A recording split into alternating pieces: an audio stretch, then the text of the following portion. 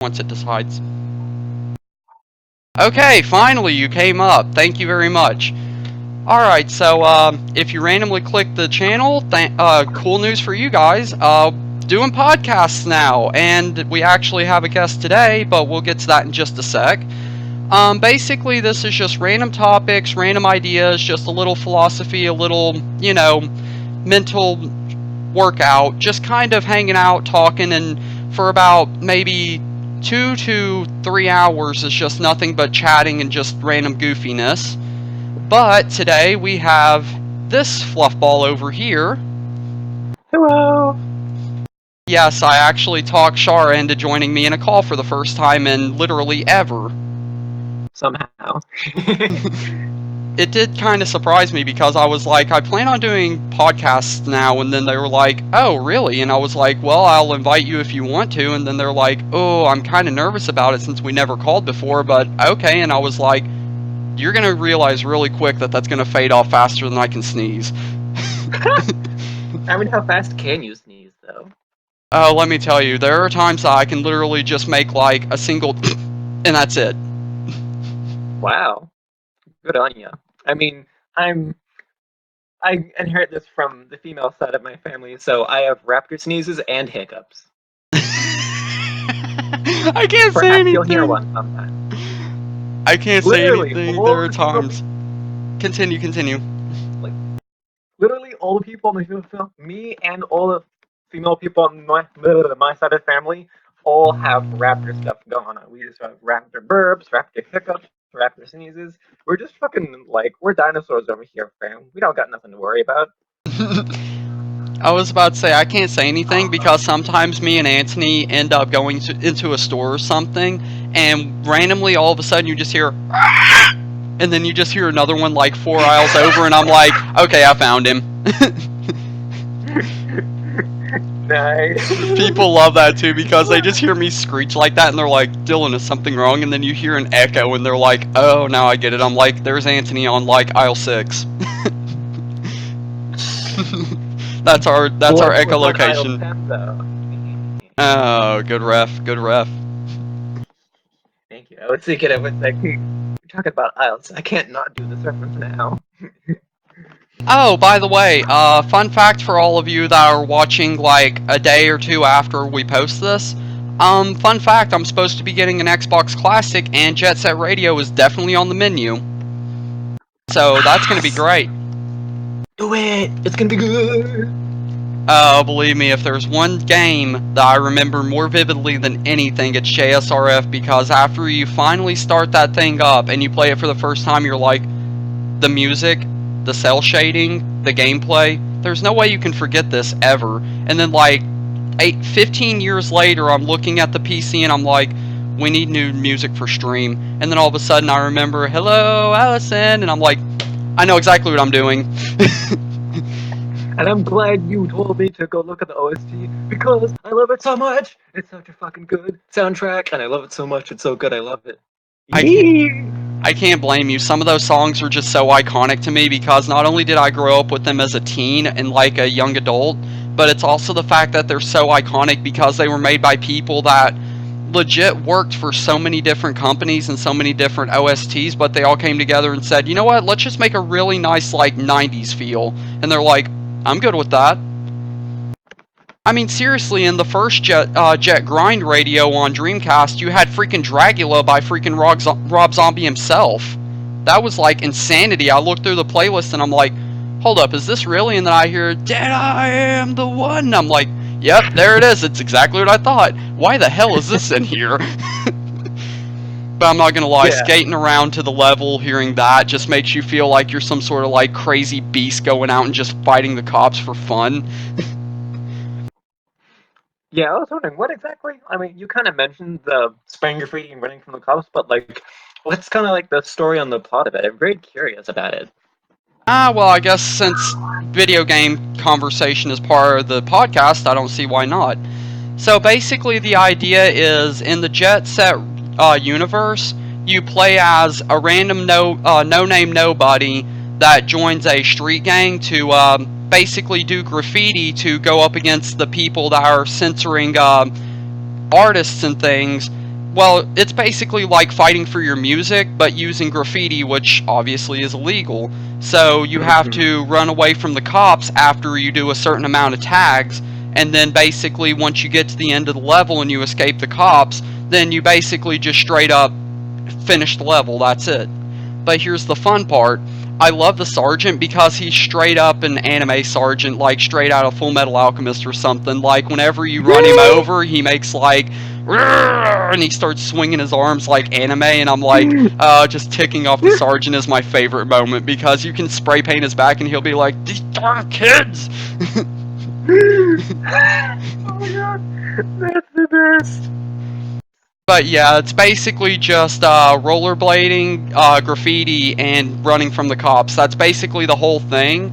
But the fun part is there's a lot of hidden areas and stuff where you can find new characters, and some of them actually have some cool plot to them.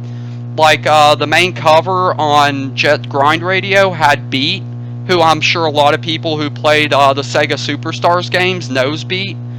But anyway, he was a cool character because the way you find him is so coincidental. You actually break him out of prison, if I'm correct. And he goes Oh like, wow. he's like, man, I never thought someone was gonna come for me, but thanks, dude. Yeah, I'll help you out on your quest. And then after you change to him, he goes like, man, I'm happy to be out of that cell. And then it's just idle animation. It's just bouncing back and forth to the music. Nice. I love that. Yeah, it's a I love nice it. chill game. Yeah, I can't wait to watch you play. That's gonna be some fun stuff. Oh, believe me, like I said, it's not going to be a surprise at all if we end up just going through the whole game with every different character just because I literally got so addicted I couldn't leave again. If Don't. only for the awesome music. It's so good. Oh, the awesome music, the cool gang wars in Jet Set Radio Future. Yeah, there are other gangs that actually try to cover their turf, and it's up to you to basically cover theirs up and then basically escape without them like destroying you. It's kind of fun. It's like a street war kind of thing. Like, so like kind of like Splatoon, but with more death. Kind of. It's like Yeah. one of my favorite moments I remember are the dragons in Kyoto. I forget what they're actually called, but they're a group of girls, and whenever you cover up their turf, the main leader comes out and goes like, "I know you didn't just walk up into our turf and think you're taking over. Girls, get him." And then you're basically just Ooh. hounded by like four other chicks just trying to basically beat the living crap out of you. And then the cops get involved, and then it's a real clusterfuck. Oh, I bet. Jeez. That sounds like a fun time. Oh, it was great. I can't remember how many times I've went through the same levels over and over fighting the same gang just because I love the voice acting and the music to go with it. Because yeah, some boss battles actually have well, they call them boss battles, actually have some set themes just for them. hmm Yeah, I noticed some of them sounded like boss battles. Actually, I remember when I was looking through the OSTs, I remember the song Grace and Glory being in both Jet Set Radio and Jet Set Radio Future. And I remember, and it sounded kind of angelic like. And I remember when I was playing Bayonetta, there was actually two angelic enemies called Grace and Glory. So was that a boss battle theme? I've been wondering that for a bit now.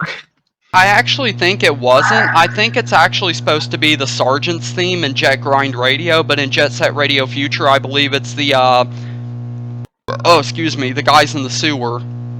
I don't remember what their name is, but basically they went underground to avoid the cops and basically all the other gangs. And whenever you find them, the main leader literally looks like somebody out of Mad Max, and he goes like, "All right, boys, they made us come back up to the future, so if any of you get arrested, it's on you. Outrun them and beat the hell out of that punk." I was like, "Yeah, that's Ooh, about what you would expect." yeah. But yeah, that's still pretty cool. I do like it. Like, it's weird whenever you go back to a game that you haven't played in forever and you remember the memories, but you play the prequel, so you're like, this is kind of new, but I remember the gimmick for the sequel, and you're like, I see where this came from now. I remember. hmm That's why I like playing some games and then like playing the older games that came before it. It's like, ooh, how did this come and like create this thing? That's why I like looking at the history of gaming and other things because I like, how did this become this over time? It's very interesting to look at.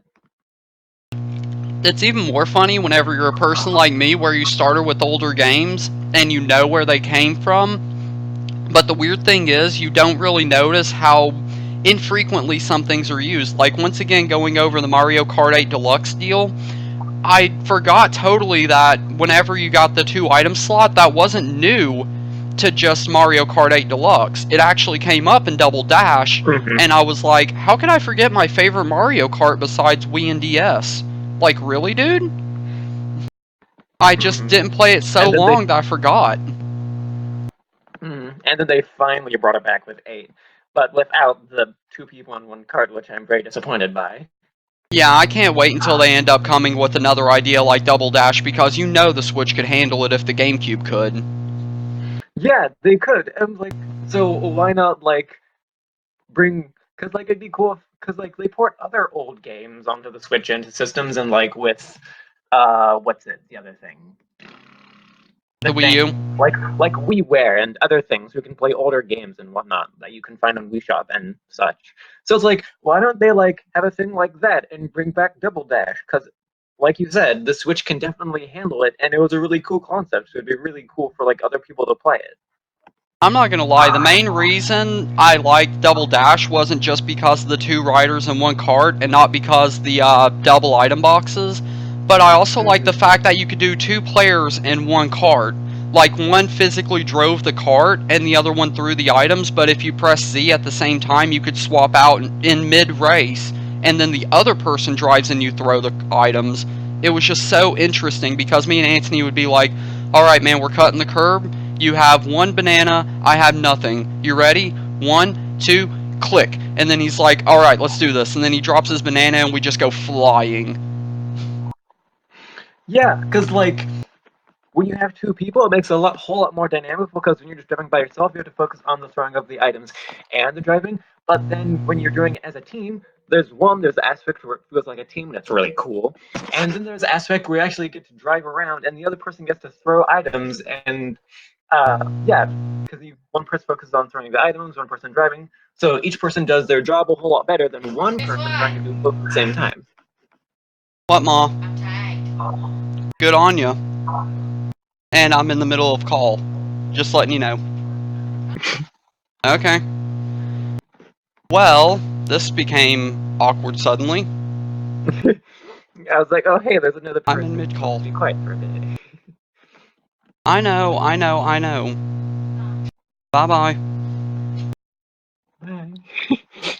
Oh, Lord Almighty. Mom comes in to say that she's tagged in case no one heard that. I'm sure some have. And Nan came in to basically point at the closet, and I'm like, you don't say. What have I been working on the past 3 days? Big oof. Pat, pat. Life happens. That's one of the main reasons I don't record quite as much now, is because if it's not the weekend, I mean, if it is the weekend, that happens way too often, but on weekdays, I can at least come in here while it's like, I don't know, 8 in the morning, and then like record all the way up to almost 3 in the afternoon, because then Hun comes home after school, which I'm expecting her to pop in any minute if drama club wasn't a thing today. Mm-hmm. But anyway, Yeah, I was wondering. oh, my bad. Well, yeah, I was wondering about that as well, because like it's like around 3:30 where you're at.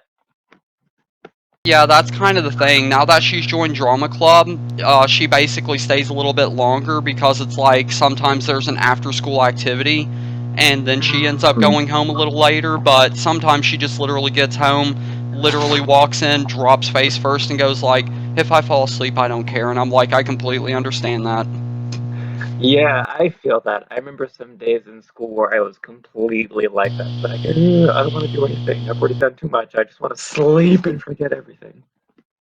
It's actually funny, I'll be legit honest, all the way through high school, in case some people didn't know this, I legit slept through like every class, and I only stayed awake during lunch just because that was the time that I was eating and hanging out with friends, and then the minute that I got to the next class, dropped again, almost without fail. But if they gave me a test, I could ace it just like that, because little did they know, my uncle was in college at the time. So while I was doing grammar school work, he was doing high school work. I already knew what they were going through. But then whenever I entered high school, he was going to college, And I knew that stuff then too, because he would look at me and say, Dillon, we need to talk. And I'm like, I know you can't read very well, I can help you with that. He is like, but I can teach you math. I'm like, good trade, let's do it. Yeah, that's a very good trade. But that was the problem with my uncle. Growing up, he didn't really understand some words because, once again, English is confusing as balls, let's admit it. Oh yeah, for sure. And every now and then he would get one word mixed up with another, and I would be like, actually, no, that means this, and what you said means this. And he's like, oh, okay, so they're different meanings, but they're spelled the same. Yeah, pretty much. English is so heckin' weird and annoying, which is why I'm glad that it's my first language because, like, whew, and even then I get confused with it sometimes. Even though it is because and I also like learning languages, and I like languages as a whole because it's interesting to see how words work and how they connect to things and whatnot. But even with all that, I'm like, this means what now? Excuse me, what? People are really good about crashing calls. As soon as the other two leave, immediately Anthony walks in and rolls onto his bed. Lord Almighty, it's one of those days apparently. You had more Actually, guests. oh, today is Thursday. That makes sense actually. Usually Anthony doesn't go into the Nan's room until at least about what, 4 o'clock on Thursdays. But anyway, actually that might end up being a future candidate for future podcasts, but not today. This one's dedicated between me and Shar. So this one's going to be at least one of many, but a good start. I was gonna say you had more guests than you reckoned for today. Yeah, pretty much. I had Mom, Nan, now Anthony, and it wouldn't surprise me at all if all of a sudden my phone just and I look down. Oh, sorry, hon, I'm a little bit busy. We can talk, but just don't expect me to be completely on point. I mean, we can also end whenever it gets too hectic, or if Charlian really needs you for something. That's usually what I do, actually. Like, sometimes if you're watching the YouTube videos and I'm like, yeah, I'll have to pause and be back in a little bit, that's literally me just basically going like, okay, click, cut recording, go out and run errands, come back, click, darn it, I'm gonna have to splice this together. But the good news Which I is, guess, oh, my bad.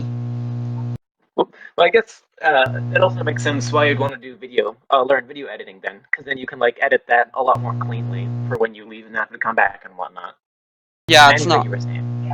I was gonna say, the funny thing is, I actually decided that's why I wanted to record in big chunks and make it kind of like a stream, because it would be a bit easier to just get it all done with and then be like, okay, at least I got my recording for the day, and then just basically go off and do whatever I have to do and not worry about coming home and splicing it back together. But whenever I decided I need to learn video editing, then I was like, then you could just basically cut, copy, edit, do whatever you gotta do. Not only does it make it more interesting for everyone else, it also lets you basically customize the recording the way you would want it to be without minimal distraction. For sure. Because yeah, there's the fun editing part, and then again, before, like I said, it's because even people who do edit sometimes there's the famous pee break that Jack had when he was doing Subnautica, where he forgot to edit out a pee break that he had, so there was a couple of minutes where it was just looking at his chair, and it was great. It's like, okay, just gonna sit here. That's fun. Whee! But yeah, reasons for that is why editing is nice as well. Actually, it's funny. I remember one of my favorite miscalculated edits was whenever Huts was doing streams for one channel, and he would edit some of them to go onto the YouTube channel.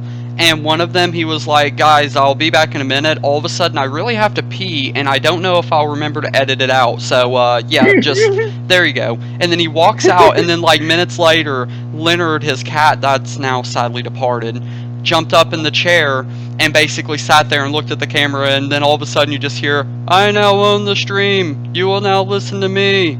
Lick, lick.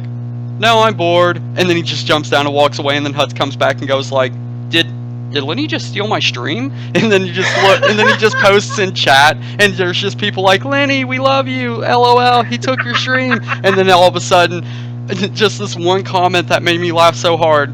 Bow to our new overlord. He rules with a fluffy fist. And then Huts is like, can we mute that guy? Can we just like act like that didn't happen? Oh my god, yeah. I just love that because Lenny just jumps in the chair. I now own all of you. I love that so much. That is fantastic. That's why whenever I saw that moment, I wanted to learn how to edit so bad for like goofy little coincidences like that. Mm-hmm. I just love the fact that I see the chat scrolling and I managed to see this one guy. I now praise our new fluffy overlord, and I'm like, that's a good man right there. Indeed. Much agreed. I say as I pet Diamond. Right. And I would be petting the owie, but I'm pretty sure she's still outside in the yard. So, yeah. Mm-hmm. Also, the fact that we have like 5 cats in our house and we used to have 6 is because we used to do a bunch of like kitten fostering and whatnot for like baby kittens before they like went to a shelter, and we it surprises no one that we adopted a couple of them for our own. So yeah. Actually, funny thing, me and Nan talked about something yesterday that I never thought of before. She was like, you say that, Miss Howell, I'm just gonna call her that because I don't want to accidentally slip the name because Lord knows she jumps me enough for that. Oh, well, I mean, I accidentally said Sherilyn a couple times anyway. Yeah, it happens. But at least it's not in this particular video. Anyway, I'll just say Miss Howell. Anyway, she was like, so you said Miss Howell likes to gather up pets, right? And I was like, yeah. And you said that after Owie you weren't going to have another pet, right? Hold it. I see where you're going with this, but I just want to say one thing. And what would that be? Them's on her, not me. And then in my mind, I'm like, I'm not going to lie. Whenever Sparkles and, like, the box turtle gets here, I'm not going to be able to just ignore them. I'm going to have to love them, too. Oh, speaking of, there's a loud pupper. Oh, never mind, I see why, because Tansel pulled up in the yard because I guess she's going to park there instead of trying to get up the driveway. You say a loud pupper, but I couldn't hear anything. Oh no, that's just because Owie likes to do a thing where whenever she's outside and she knows I'm not out there, she'll sit under my bedroom window to, like, guard me. But little is she aware, what's going on out there doesn't affect me in here, but as long as somebody comes up randomly, or a vehicle that she thinks is getting too close, she's gonna bark literally Mayday at him because, no, that's my Dillon, you can't have my Dillon, get away. Aww. Oh, you're so precious. She is literally my pup, and everyone can say that completely. Like, the house can be full of different people from all different sides of the family. The minute that I walk out of that room, Owie's gonna follow me back to the bedroom, lay right there in front of the futon, and be like, I'm here to protect my Dillon. I don't care if they're family. They don't get in my way. Aww. That is so precious. Good Owie. But the funny thing is, I know the reason why she does it. It's because whenever she was a puppy, she used to be Anton's long ago, but Tansel looked at me one night and said, Anton's not home, she needs a bath, can you do this for me? And I'm like, yeah, sure, I'll just keep her overnight. And then all night long, there's just this tiny little golden retriever, maybe not even like 2 foot long, just laying in my stomach, curled up to my belly, just and I would just pat her on the back and she would calm down for a little bit and go to sleep. And then if I had to roll over, I would try not to affect her. And then whenever she started growing up, she just started seeing me outside playing with the other dogs or walking down the road, and she would follow me. And then one day Anton moved to Murfreesboro with his mom, and Nan looked at me and said, well, I mean, I love Allie and everything, but she just kind of seems upset. And then I was like, I can take her if you want. And then one day she just walked in the house, laid down, and I was like, you gonna go back out? You gonna go to Nan's? And then she just looked at me like, really, dude? I don't want to go back over there. And she just stayed. she just basically claimed me, and it's been that way ever since. So basically, yeah. I mean, if anything, Owie is just literally that pup that grew up with me for so long that she just can't see me any other way. Even whenever I'm yelling at the family because they're being a bunch of total turds, she's just gonna sit there right by my feet like, I'm backing him up. You might be in the right, but I'm trusting him more. That's very legit. Oh, that reminds me of another cat that we used to have, Alika, means propeller in French or Italian, I forget. But like we had her since she was a kitten, and like for a lot of the time when she was with us, she was like basically the mom of me and Ben. She was like, these two humans are mine. You can't have them. And like it was funny, like whenever like mom told Alika to watch us, she would. She was like, okay, we went on you, and she would like kind of glare at us if we weren't doing our homework. It's like, you know what you need to do. Go do it. And she would like take turns like either sleeping with me or Ben and like making sure that we had company. It was she was the bestest cat. I love her so much. But we also have Diamond, who has also kind of taken up that role.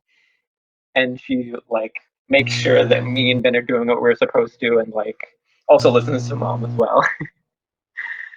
It's actually funny. One of my favorite memories of all time was whenever I was just a little guy, and we had a bunch of different dogs from the same litter. But my cousin Mark and his family took one of them to Ohio, and the other three stayed with us. Well, actually, it was four, but one got crushed under the shed whenever it fell, so rip early. It was only a pupper, and I just couldn't help it. Mm-hmm. But anyway, the other three grew up. One of them went off many years later to go with my aunt, who actually left her in the projects with one of my other friends that I made because of her. So she's still up there, but she's just kind of doing her own thing. And my Mm-hmm. dogs, one of them was Pocket, who ended up killing one of the wildlife things around the area and basically got the taste of blood. So at that point, he was just kind of locked to a chain eternally until his last days. And we Uh-huh. had Kane, who was specifically my dog. Like, all of us had our own dogs. Anton had Pocket. Bailey originally had Lucy, but whenever she ended up deciding she didn't want to go out much anymore, Lucy just kind of became mine too, until Deb took her. And Kane was always mine. Like, ever since he was a whiny little pup, he was always mine. But one day, whenever Nan was going out to go on a vacation with the other half of the Ohio family, and they didn't have enough tickets to bring me with her, she looked at Kane and said, Kane, I want you to do me a favor. And he sat down right in front of her while I was in my room. I remember because she said it so vividly, and she was like, I want you to watch over Dillon. If anything happens, you protect him. You got it? And then he just wagged, and then you just hear, and then he walked right into my room, sat right behind me. I was like, what are you doing, pup? And then he looked over at me, started wagging his tail, and then the minute that Anton opened up the door to try to come in, all you heard was, he was like, Nan told me to watch him. I'm gonna protect him. You bet your sweet ass.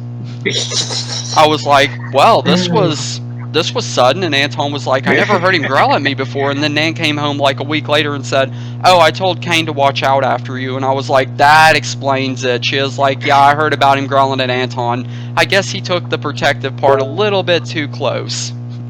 Mm-hmm. Oh, I heard a pa-ping. That can only mean, yep, she's home. I knew it. Let me just mute over here, and I'll carry this to cell phone. Okay. Alright, that's good. And the good news is, since all I have is the thumbnail on XSplit, I could basically be doing things in the background if I have to. Mm-hmm. I'm gonna check chat real quick, and no, nobody else there. I mean, other people are there, but not her, so... Alright, swapping over here. Oh yeah, I'm gonna check it as well because I haven't looked at it in a bit since we started the call. Ah, it's all good. It seems like just people being people. Mm-hmm. Yeah, not too much going on that I'm checking. Hey, chicken. It's actually funny whenever you see two different Dillons spelled the exact same way, and whenever I saw him in Birch's chat, all I could think of was, Okay, between me and you, dude, this is gonna get really complicated if you find home. Literally an hour after I just say, okay, I'm going back to home base, all of a sudden, oh, well, this is very quiet, and I'm like, he freaking found me! And then all of a sudden it was like, okay, so how are we gonna do this? And I was like, just call me Dill H and him Dill L. Okay, cool. I mean, that's the way you And fix it. I was totally fine with that. And also, probably one of the reasons you're able to find us is because, like, you have over 100 subs on Howell Sanctuary now, so. I mean, that is true. The only thing that drives me crazy is I was trying to keep it low because, once again, the whole family deal. But then you think about it and you're like, sometimes you do get some good ones, like Stan and Sponge Dio. And I hate to say this, it drives me crazy, but to a point, Elsa is kind of there a lot more often than she is anywhere else. True. Oh, and Chris Bro. How can we dare forget Chris Bro? That dude is just like, he's chill, he's calm, he's like, I'm literally just here for memes and having fun. I don't even really care that much about if no one role plays with me. Also, really like Matt. Ever since he came here, I think he's a pretty chill dude, and I like him a lot. He's pretty. Yeah, I mean, the thing is, the time that I first met Matt, we were doing that stream that one night where I was singing, and he actually stayed and went like, you know, I'm not gonna lie, I really like it here. The people are calm, it's nice and relaxing, and I can sleep really well. And I'm like, Instamod, I like this guy, he's got my style. And Also, that, I like the other Dylan. continue. Dillon L is pretty cool. Oh yeah, he's kind of a cool dude. I mean, like, I'm not exactly the kind of professional, like, lore inspector like he is, but he's got his minimal tasks that he looks up and says, okay, what are the specifics for the character I want to play?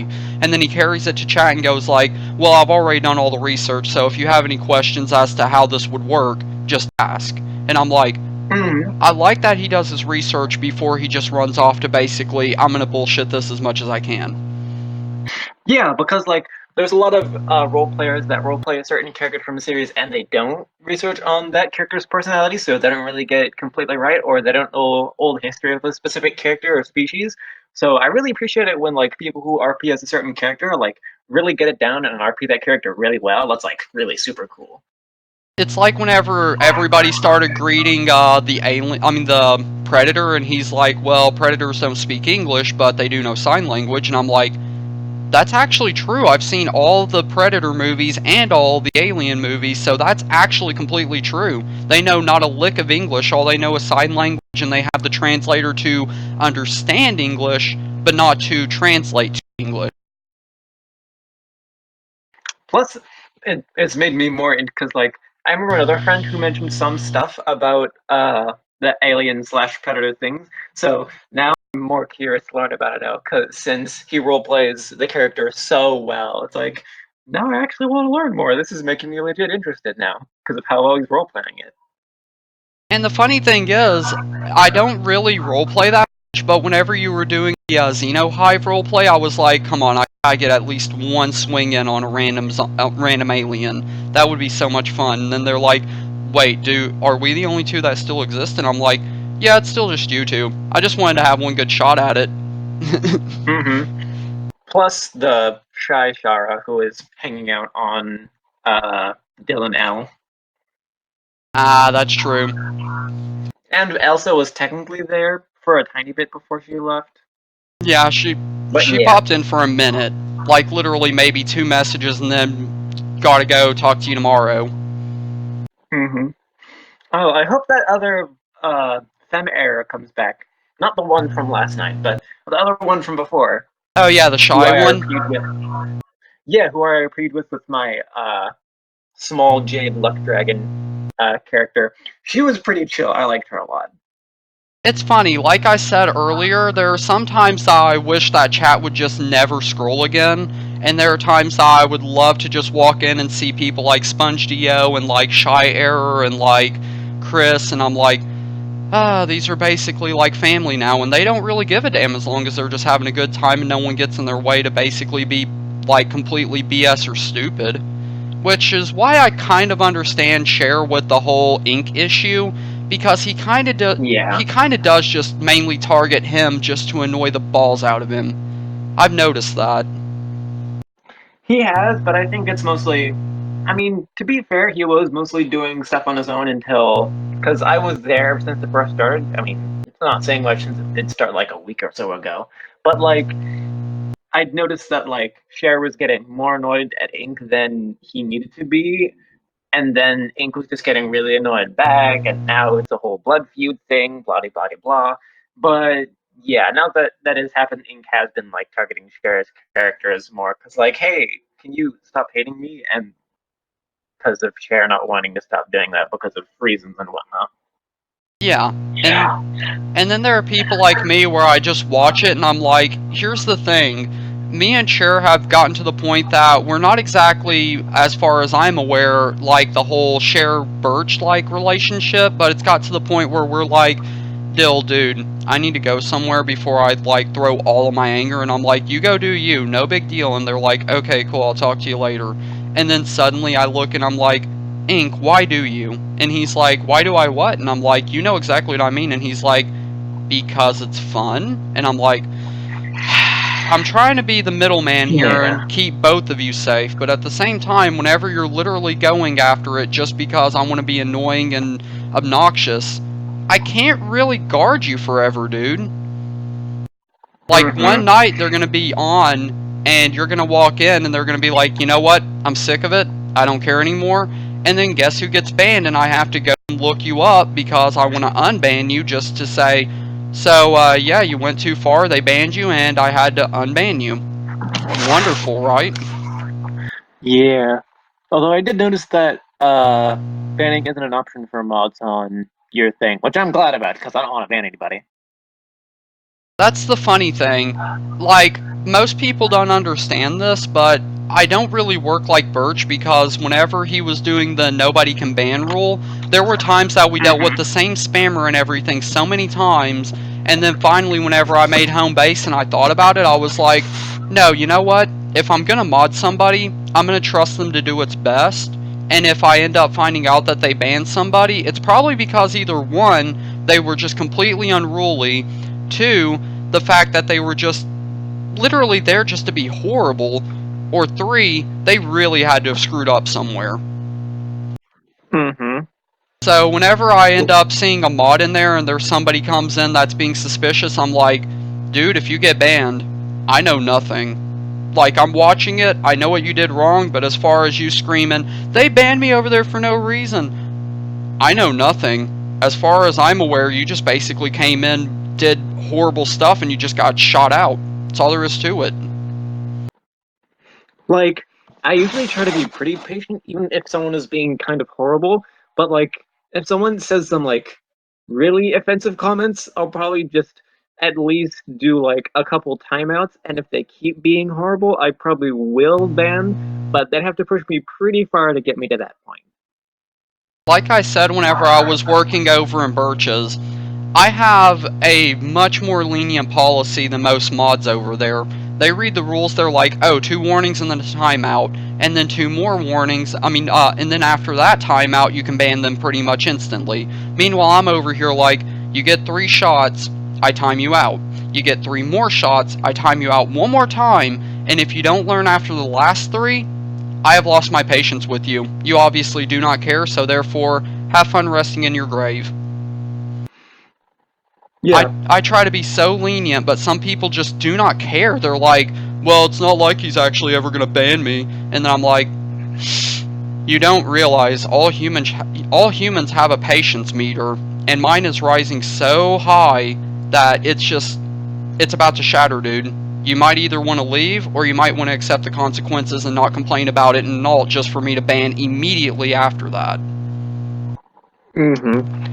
And it's also a lot harder to do it in burgers because of all the people that went there after OHG stopped streaming. So there's a lot of people who haven't had experience of having mods in chat because from what I saw and from what I heard, OHG did not have mods, so there was no one there to control the chaos.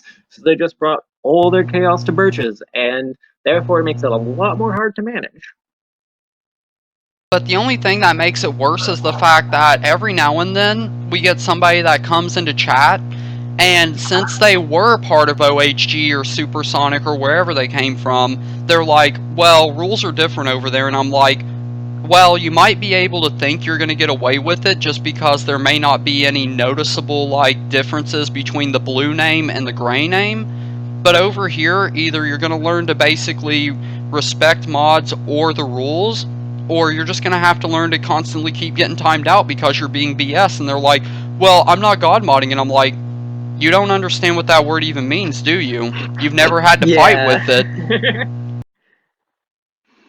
Also, hi, Ben. Ben? Hello. Yeah, he woke up and was probably curious about why I was talking to someone, and he walked over here. You learned how to call your laptop. Shut up, Ben! I don't need your sass.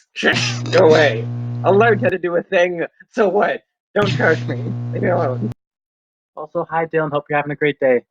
You as well, buddy. Okay, Ben, you can leave now. Bye-bye. Exit my room, please. Thank you. Nice to know you. Bye. Farewell. Stop dabbing! Leave!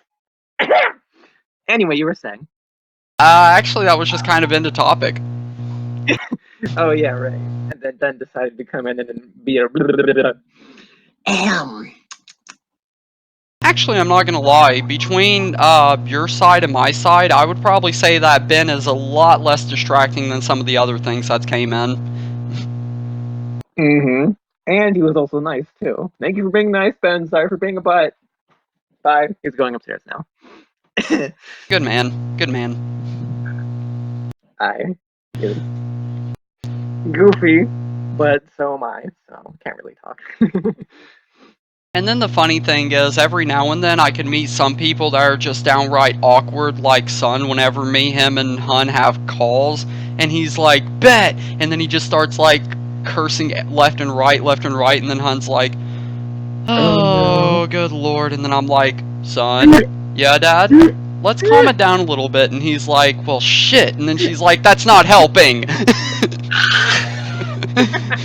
Oh god, that sounds hilarious. But I love Eclipse just because of the way he is. He's honest. He tells you exactly what's on his mind. If you're upset with him, he doesn't want you to be, but he understands.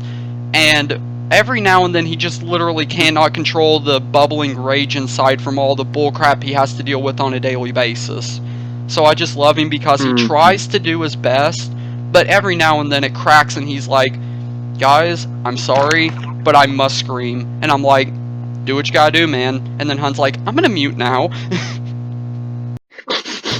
Okay, not to throw too much shade at Infi, but like I do not know how Eclipse just deals with all of Eclipse's, or how Eclipse deals with all of Infi's BS all the time. Actually, fun fact, we've legit had a call about that specifically because, like, whenever someone was like, by the way, I haven't seen Imphy in a while, what's been going on? All of a sudden, Ek was like, I'm gonna call Dad and try to, like, talk this out. And then he's like, while he was playing a Hat in Time, me and Hun were in call, and he was, like, talking about, it's because he knows me IRL, we live close together, he's getting on my last nerve, but I try to, like, understand because not many other people are gonna deal with him like I do. But with the crap that he pulls, I'm really slowly losing it, so if he actually does just disappear, I would say I'm sorry, but I'm really not, because he pushed me to that point. Mm-hmm. And yeah, I get that, but like I don't really blame him for that, honestly.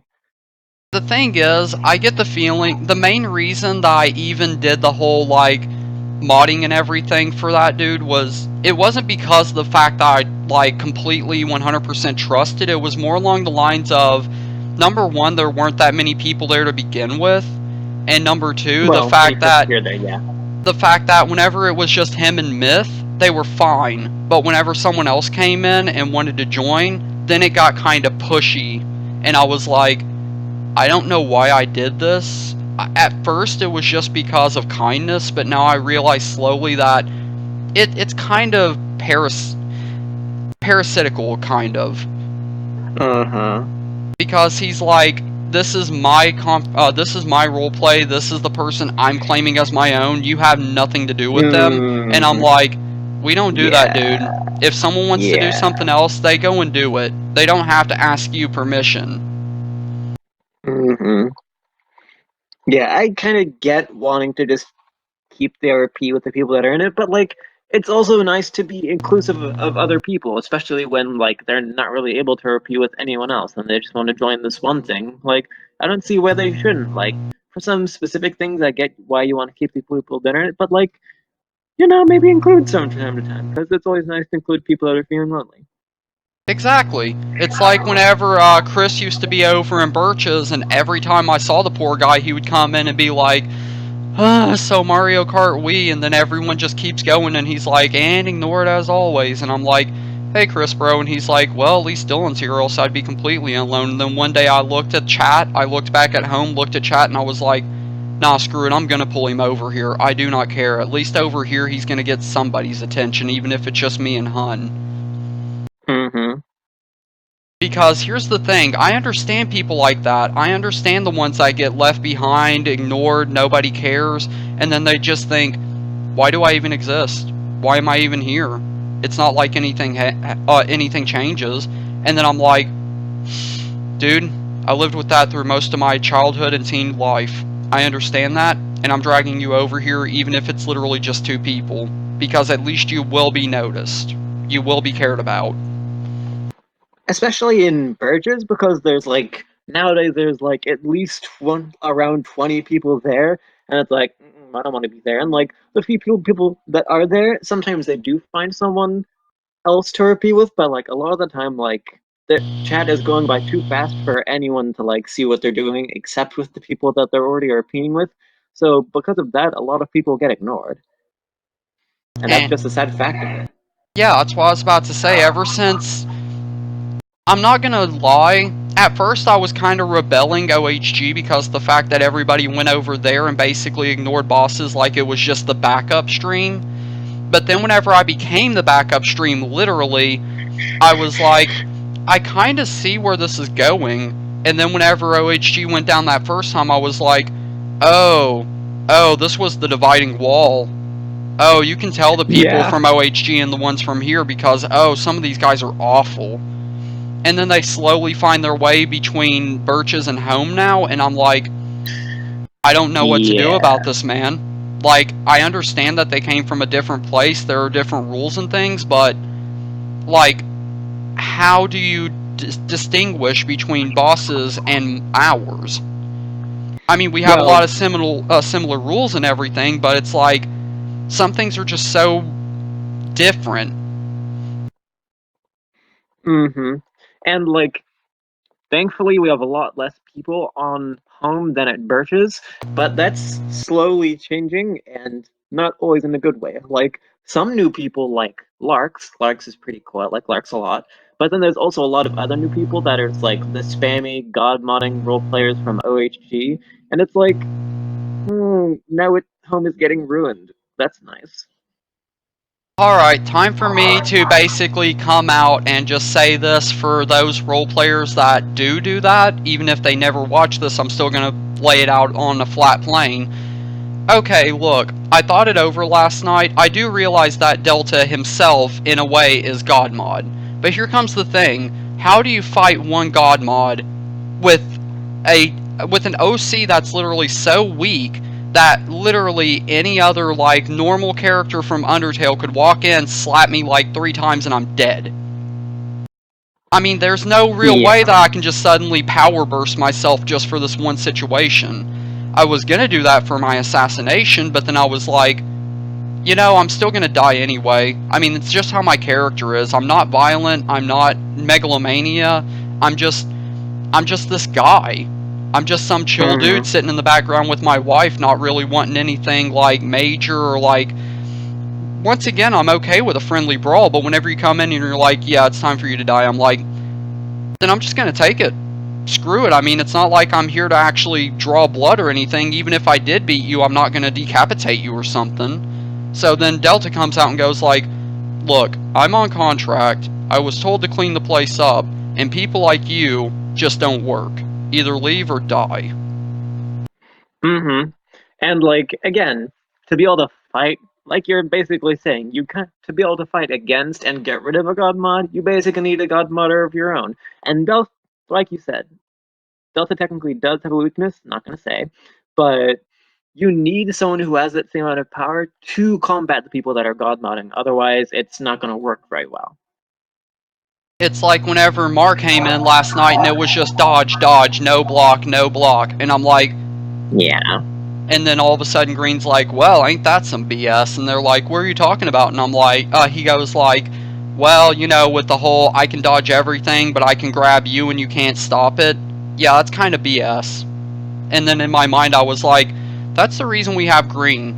He may not be much more strong than I am, but he can spot BS a mile away and he'll tell you straight up, brutal honesty, yeah, that's not going to work here. Mm-hmm. I mean, thankfully, after the Elsa thing started, Mark kind of just went off his own way and just chilled out. But once he said the words, I only fight whenever someone else attacks me or a friend, I immediately, shut down mentally because I was like, but that's me, though. But that's literally straight up me. Like, if someone goes to affect Hun, I can pop into RP no problem and start chucking weapons left and right, ready to destroy that dude. But if it's just some random person walks in and they start, fighting them, I'm like, it happens. But the minute someone lays a hand on, you or Han or Chris or something, I'm like, oh no, you're gonna pay. Even if I'm not the one doing it, Delta's still signed with us. I can tell him, this guy is not leaving alive, and he'll say, alright, sir. Slight glare. Pretty But much, still yeah. follows anyway. And actually, I'm just gonna spoil a little bit of the plot behind that. Actually, it was the fact that me and Delta and Hun, whenever we were in that big war, which is basically back in the day whenever hashtag Bled didn't exist and it was still just an unnamed stream, and there was that big combat between all the people coming back and forth from bosses and OHG coming to ours and basically just being awful, awful beings, and we just had that huge exodus. Basically, after that, there was a bit of time where Delta did show up and basically come at me, and Hun was like, keep in mind, if you kill Dillon, I'm gonna have to take you with him, and he's like, it's not like you can affect me. And then she just had to point at the one thing that he was weak against, and he was like, you wouldn't dare. And she pulled up her fist right next to his head and said, oh, just you bet me. And then he just looked at me, looked at her, and said, alright, fine, I'm over it. I quit. And then I was like, well, do you still want to stay? He's like, I don't want your charity. And she was like, alright, then here we go. You can go underground, we'll keep you on contract, and you can still keep your killing ways, but for good reasons. And he's like, fine, draw up the contract, I don't care anymore. And that's how it happened. That's some good lore. I enjoyed listening to that. But also, it's pretty cool. It's like I know your weakness. It's like you wouldn't dare. I just imagine it as like a slightly Sir Pello moment right there. Actually, whenever that whole thing was going on, I just sat in the background, and during one part, I wasn't even playing as Delta at that point. That was literally the moment when Delta became his own character, because whenever she threatened to break his one weakness, he was like, no, there's no way. And I'm like, I didn't even want to say that. That was literally my fingers typing for something that was not me. Then again, we do have a common soul. I mean, we do have a soul that shares common interests other than, the mass murdering part. But Well, yeah. I kind of understood how that would feel if it were in me in his situation, and I was like, oh, I wouldn't even. Oh, I would be done. It's like, yeah, thanks, but I'm out. Bye. Pretty much, yeah. Yes, Ben, I know. Welcome back to the room that you silently came in for no reason. I just want to ask you a question. I know you're in the middle of conversation. Oh. What did you want to ask, Ben? You can. It doesn't have to be right now because you're in the middle of call and stuff. But when you deal with dishwasher and I unload the dishwasher. oh, sorry, I didn't know. Another question is, did Bob call me this morning? I couldn't tell. I didn't hear anyone calling your phone. No one called me. I mean, like, just from upstairs yelling my name. No? I may have been asleep, but I don't think so. I was asleep too, so I couldn't tell if my mom was calling out or just me dreaming that. Might have been just your dream, fam. Okay, thanks. You're welcome. Have a good one, dude. You too! Well, now that that's been sorted.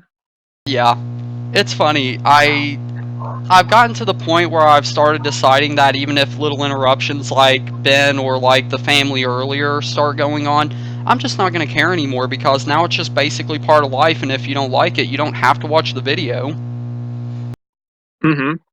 Besides, sometimes I'm not going to lie, it's great whenever Anthony walks in and flops on the bed and then suddenly he says something completely like, I guess you could say, it does not belong on a YouTube video, but then I'm over here like responding to it like a normal person. Like, I'm gonna give an example, and I'm sorry about anyone that overhears this, but he legit came in one day, laid down, and then suddenly I just hear like a weird scratching noise, and I look over, and he's got his hands down his pants. I'm like, excuse you? And he's like, what? It's not like you have to say anything. And I'm like, can you like take that to a different room? And he's like, it's my room though. And I'm like, it's mine too. And he's like, then get over it. And I'm look back at the screen and I'm like, I'm sorry for anyone that might have heard that, but this is a regular.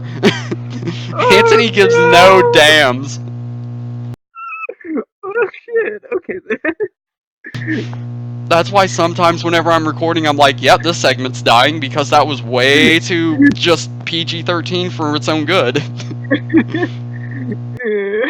Oh goodness. Anthony, though. It was cool seeing him yesterday in chat. That was kind of cool.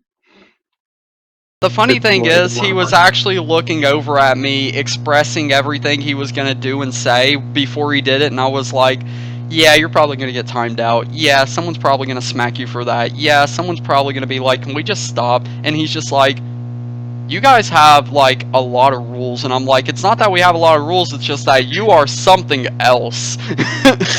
Yeah. I mean, he wasn't being... For all that you say, he actually wasn't being that bad, though, in chat. But here comes the thing, like, whenever Blight was throwing the candy around, he was like, I want more than anything to just slap down all the candy and, like, throw it away, and I'm like, now you're just being a jerk, and he's like, yeah, but I'm Anthony, and I'm like, other people won't know that. and then that moment whenever, Ink came in, and he was, like, being loud and obnoxious, and Anthony was like, I want to smack this dude so bad, and I was like, have fun with it, you'll probably go down with him. He's like, it sucks. I mean, there are some people that are being annoying enough in chat that I wouldn't mind if someone like Anthony came in and just started slapping him around, honestly. Because, like, if they're being that much of a butt, like, you know, Anthony, have at him. Have fun. Do your thing. And then there's the fact that the main reason he came in, and it's funny because I didn't even know he was in there up until the point whenever he was like, wait, is Miss Howell not in here? He actually said her name, obviously, but I was like, I don't really think so, and then suddenly you just see, I don't know if I want to go or if I want to be here, and I'm like, never mind, and then he's like, oh, I want to talk to her, and I was like, but you could talk to her just in normal call if you wanted to. He's like, yeah, but it's different, it's in chat now. Yeah. But the thing is, I didn't really want to just, like, look at him and go, like, just don't. Just don't. Because the idea of Howell Sanctuary is literally the last word in that sentence. It's supposed to be a sanctuary for those that are lost and abandoned or just confused and not sure what they want to do with their time or what they should be doing, or just, you know, people that are left and not really cared about. I want them to know that they have a home, even if sometimes it's a little bit, you know, tricky to actually control the place whenever things like that are going on. But at the same time, I don't want them to feel like this is just another place where you're going to get ignored and nobody cares and it's just, because we're all kind of the same way. We all came from, like, the same general direction. Someone knocking on my window, and I know it's Mom. One sec. Yeah, I know, he carries all kinds of dead stuff over here for Owie to roll in. And now you ask why she always stinks like death. Yep, Tweedledum has basically found one of the squirrels they killed and carried it over here so that Allie can roll on it. Yep, welcome to the family. It's a normal. And of course, I chew on it before she comes out to see it and be like, oh, I'm rolling all over that. Why though? Because it's how she is. Whenever we used to have dogs like, frick, I gotta remember his name real quick. We I liked just because he was an exterminator, but for bad reasons. It was Zeus. Zeus would literally, the minute that anything in his path came around that made any sound other than a dog footstep, he would chase it down and kill it just on contact. Like, here's the thing, he wasn't playing with it, he wasn't like, you know, being a puppy. No, he was legit, come at me, bro, we're gonna fight, and if you die, you died worthlessly. Oh, well, shit then. Yeah, like, if anything came near us while we were out walking, that thing's gonna die. Like, Damn. one night we were walking down the road, and all of a sudden we heard something like skittering in the creek bed. Come to find out, he had ran down there, picked a fight with a raccoon, basically grabbed it by the neck, snapped its neck, and then brought it back up to drop it by us. I was like, so, did you have a good time? And he's just wagging his tail with, like, blood all over his face, and I'm like, well, I mean, at least we know that we're protected if anything wild comes around. Yeah, that is a very protective doggo. But the point being, after he disappeared with Dupree, which we're pretty sure they were kidnapped, because some people suspiciously used to come up and down the road for no reason, and then whenever they disappeared, they just stopped doing it. So I'm pretty sure they were kidnapped.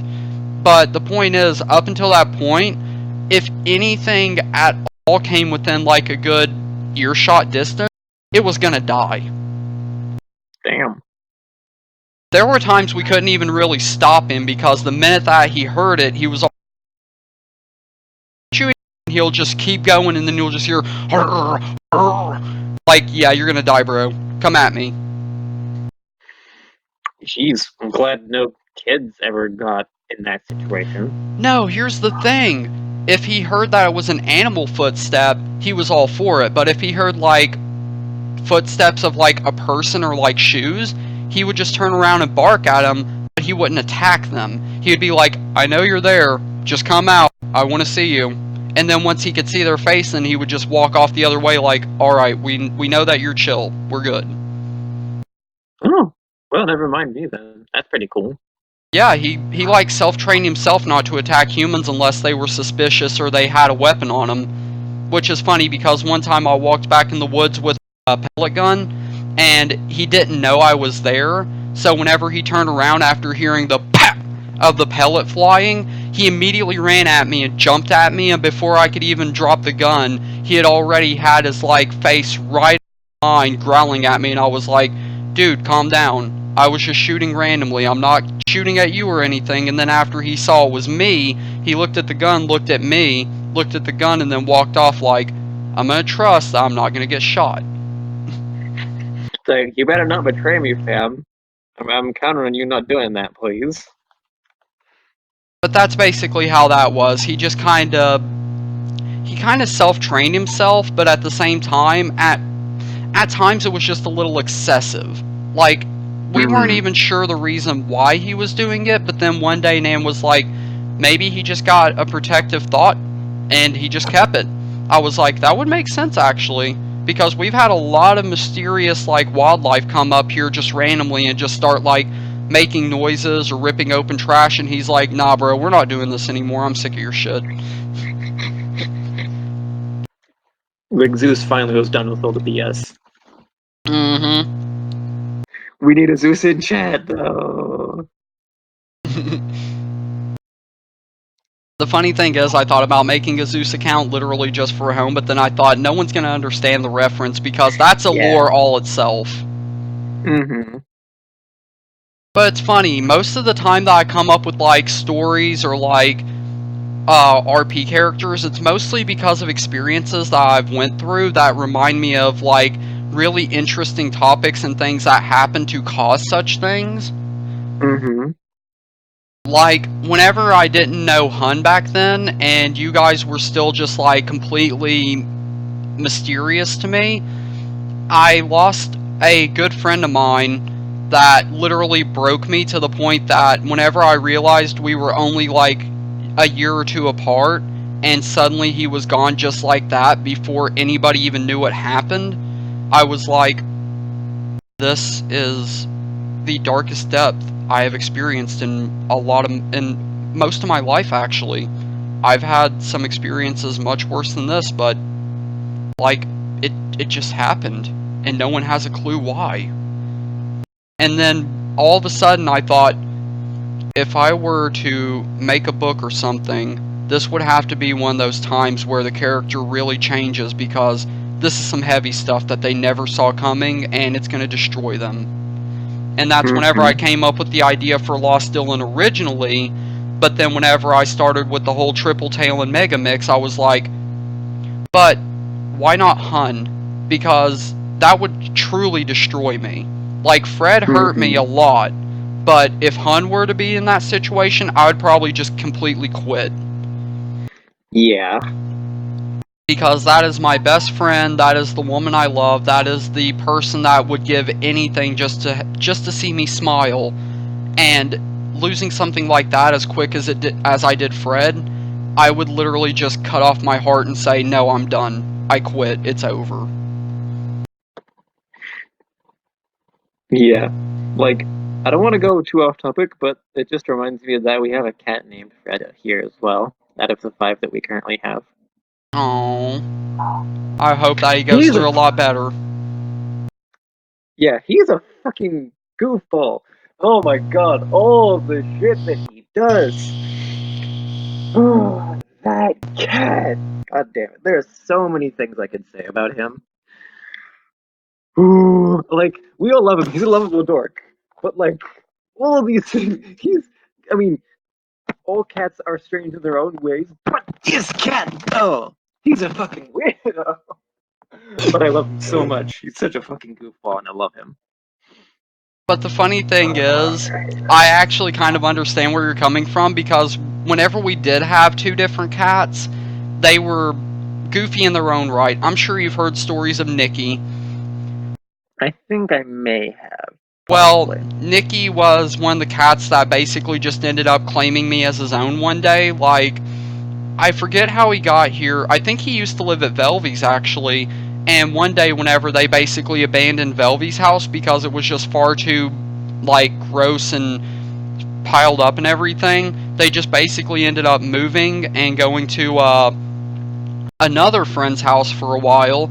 And Nikki got left in Velvy, so one day he broke out the window, ran over here, and just stayed with me. This No. was this was before me and Owie. Oh, someone's trying to call me. Oh, that's a Google Fi call. I didn't know that could. That's weird. That's cool. Right? Wait, Google Fi can call you? Yeah, I didn't know that you could call me through Wi-Fi on Hangouts. That was weird. All of a sudden, I got a call and I was like, I don't expect this to be Hun, but what? And then all of a sudden, I look up and I see that there's a random call, and it's by an actual legit phone number, and I'm like, wait, Google can actually send calls to your computer? What? Okay, I'm loving Google Fi more and more every day. Hmm. Interesting. Although with me, the way that I do Hangouts is I'm able to access Hangouts on my Gmail page. So I don't know if that affects it at all or anything, but I mean, Aww. it I'm could for all I know. I'm Hmm? sorry, but Hun said that she wanted to show me something, and now I see I exactly don't what know. she meant, because oh, it's so sweet. I love it. I mean, I Basically, was gonna go. I'll send it to you.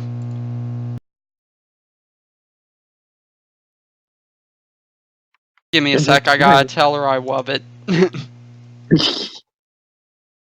Yes, I am that big a goof. I have to spell everything incorrectly because we're just children like that. I mean, I do that all the time anyway, because it's just part of how I talk. Sometimes.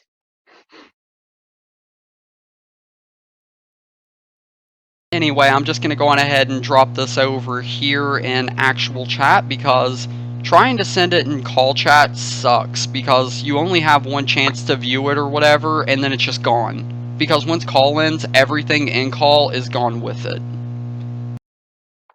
Oh, really? Yeah, it's basically if you send it in a call, like over phone or something, with a Google browser, if you end call, it's gone for good. Like, whatever existed in that call is permanently erased. Oh, you mean in the call chat? Yeah, not like the actual Hangouts chat, but just straight up the call chat. Oh, I wasn't even looking at the call chat. I've just been looking at the Hangouts chat. Oh no, it's fine, and I'm planning to send it to you. It's just that sorting through my PC sucks because I've added so many like thumbnails and like things related to video games for future Let's Plays and all. Mm-hmm. I gotcha. I know I just saved it. Is it under downloads, not pictures? I think it's under downloads. No, it's not. What the balls? Pat pat. Like, don't get me wrong, I understand that my PC saves like 3 different places. Usually if it's a PNG or a GIF or something, it saves automatically to pictures folder, but I'm not seeing it. And I literally just downloaded it. It said that download was complete. Actually, you know what? Let's exit out of the window there, open the file location, and see the exact path. Oh, it put it in albums and singles. You dummy. Whenever I was gonna start doing vocal covers, I made a folder specifically for album art and everything, so that the same thumbnail wouldn't just be sexy Danny dancing. Because let's be honest, after so long, it would get old. I mean, entertaining, but yeah. So I decided I would replace it with actual legit like album art and everything in case someone wants to look it up. But I forgot that I made that the last folder I was saving pictures to, so it got put there and I was like, why'd you show up here? Oh, because I'm dumb. Yeah, that's right. Oh, there it is. Found it. And it's right before JonTron's. Oh my god! That makes it so much more. But yeah, there it is. I love it. It's adorable. I love when she does things like this. I'm gonna wait for it to load. Oh, and yeah, I love it. She does stuff like that all the time, and it just makes me so happy because it shows that, yes, we really are just that close, that we trust each other with about everything, and we do not care if it hurts. Like, at one time, we were talking about, like, what would happen if, or the situation of this happened today. Like, I don't want to make this, like, very well known, but let's just say whenever Hun lost somebody important in her side of the family, just to find out that another one has an illness that literally cannot be removed, I'm sure most people can guess what it is. I was like, oh wow. And she just started getting more and more, like, I guess isolated and, like, sad, and eventually I was like, Hun, I understand. I'm sorry that it hurts. I wish there was something I could do, but I can only do so much. And she was like, just be you. That's what makes me happy. So I immediately gave her a kind hug, a kiss on the forehead, and said, how about we just watch a little bit of YouTube and make ourselves feel better? She was like, I would love that very much. I just gave up. I was like, I can only do so much, but the little that I can do, I'm going to make sure it's at least worth the effort. And then, of course, after the video started, like, slowing down a little bit because we spent more time chatting, it got a little darker, but I was like, don't get me wrong, it's not the fact that it's a dark subject, it's just the fact that you're trying to tell me this is what I'm feeling, and I understand that, but it's just like, if you drive me into a particular depth of darkness, I don't want to see myself out anymore. It's like you drive me so deeply into depression by accident that I myself become the depression that I'm trying to avoid. But for her, I muscle my way out because she deals with so much crap IRL. She deals with the people in chat like the Jason yesterday that just came in holding a machete, and I'm like, she's already had a bad day, dude. Just don't. And then she's like, it's fine, I can handle myself. And I'm like, okay, I'll trust it. But basically, that's just what I'm trying to say, is that for people like we are, it's not easy, but whenever you at least have each other and you understand that you're only doing this because it's literally all that you can do, it's okay. You can get a little dark, you can get a little bit depressed, it's okay, because I would rather share that pain with you than you bear it all on your own and just try not to let me feel bad. I completely agree with that. That's why whenever my sorry about the voice crack, I was trying to I was trying to choke back that little bit of feeling I had for a minute. But it's like whenever V kept texting me like, so can you just talk? Can you just find a way? And I'm like, don't get me wrong, I know what this is about. I know that I can't really do much, but I can at least offer some words. That's all I can tell you. But anyway, we'll get off that subject right now because that's personal matters and no one else really needs to know. Yeah, I wasn't sure how to veer away from that because we're doing a podcast thing, so anyway.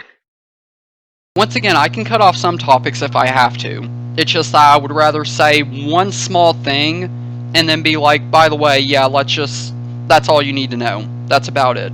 Oh, hey, there's Tired. Yeah, for sure. Tired is one I absolutely adore too, because that girl she has such a personality. It's like, she's goofy, she's fun, but she's also got that mentality where she can get dark, but it's for reasons that are actually intriguing. Not just because I'm depressed and I'm alone. No, it's because, look, life isn't always candies and candies and rainbows. You're gonna have to man up or get over it. And I'm like, damn, that's legit truth. Or just because again, there's a lot of people who are P just for for the darkness, and that kind of thing, just to be edgy and sad and alone.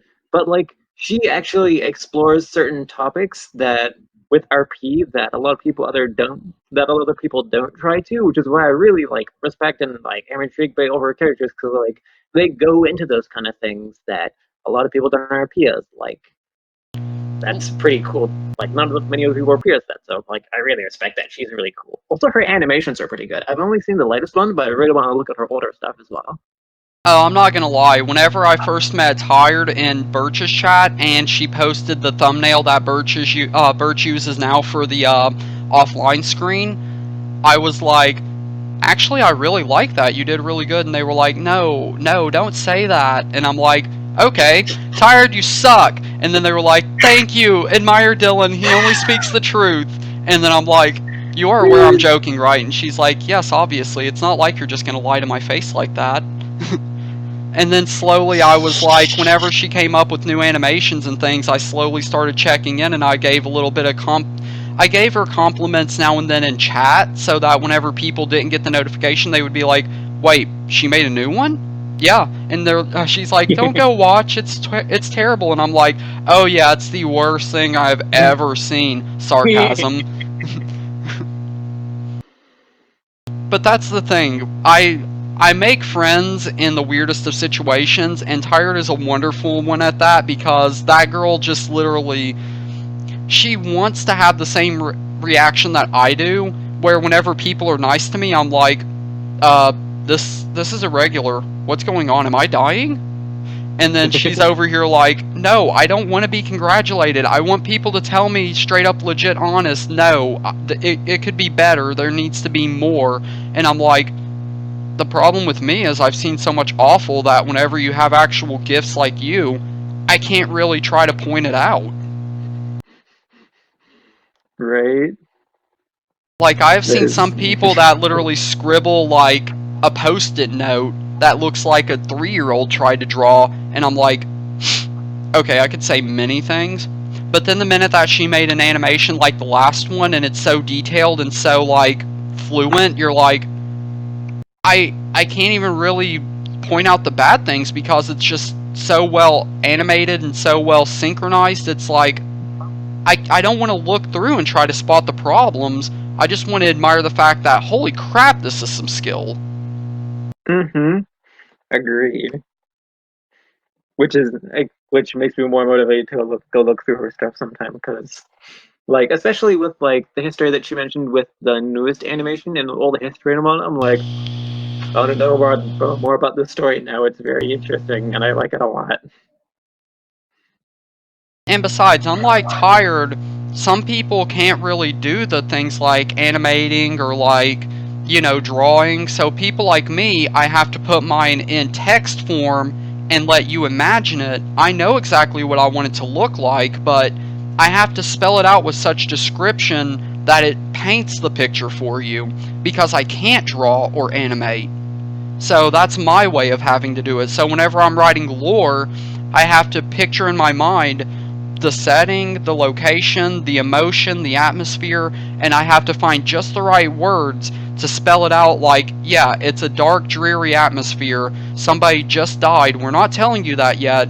And the main character is feeling god awful right now, and only by his dialogue and his expressions are the way that you can tell this is a dark scene, but that's because the setting just turned that dark. That's the same with me. I'm not really good at most forms of art except RP and writing ish, if you count those as arts. Well, I mean, I guess they technically are because they're a form of expression, which is kind of a form of which is anyway, that can be talked about later for philosophy and whatnot. But like I haven't done this as much lately, but I should. But like the reason why I like to describe settings so much and have unique settings that I create that have so much detail is again because I like to be able to people to be able to know what I'm talking about and kind of visualize it. So I like try to describe it as best as I can.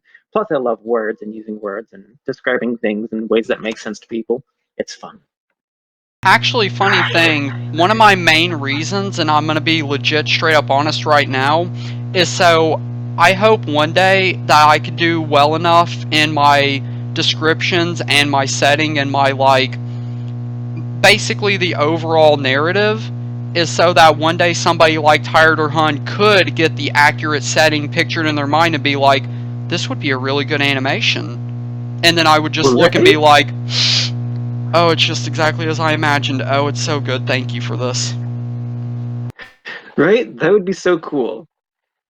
It would be like the way that a producer feels whenever they take their book and give it to somebody to make a movie out of, and then like the first few minutes they're like, "Oh, it's so wonderful. It's exactly as I pictured," and then slowly it just like goes deeper and deeper, and you're like, "Oh, they nailed every key point, and it's exactly what I wanted to see." That's the way I want to feel Mm-hmm. one day.